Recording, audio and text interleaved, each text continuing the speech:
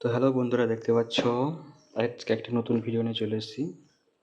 আমার সামনে আছে জেব্রনিক্সের H81M2 মাদারবোর্ড। M.2 স্লট আছে এখানটাতে তোমাদের খুলে আমি দেখাচ্ছি এটাকে। তো প্রথমে দেখতে পাচ্ছ এখানে একটি সাটা কেবল আছে। এটা হচ্ছে আমাদের main unit, thermal paste.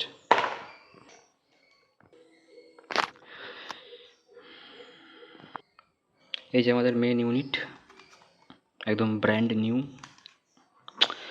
Zebronics H81M2 motherboard. এটা হচ্ছে তোমার গ্রাফিক্স স্লট। এখানে পিসিআই তুমি অডিও বা ওয়াইফাই কার্ড লাগাতে পারো।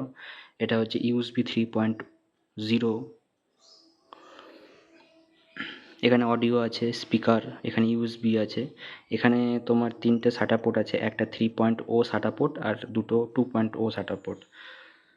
এটা 24 পিনের যে সকেট, এখানে 12 ভোল্টের পয়েন্ট আছে। এটা হচ্ছে CPU ফ্যান।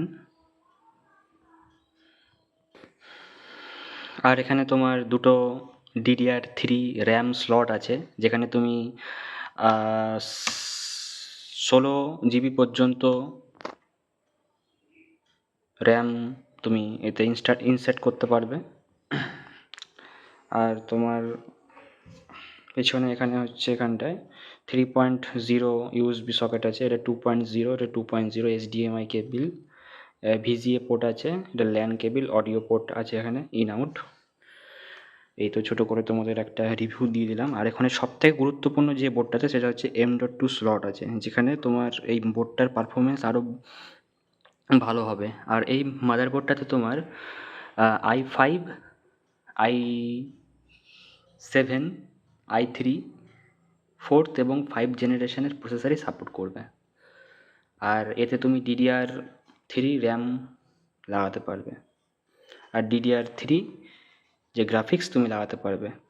তোমাকে আমরা এর আগে তোমাদের একটা গ্রাফিক্স কার্ডের ভিডিও দেখিয়েছিলাম, তো ওই গ্রাফিক্স কার্ডটি তোমরা এখানে লাগাতে পারো।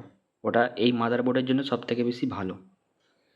আমাদের সমস্ত সেটআপ কমপ্লিট, খুব সুন্দর এটি কাজ করছে।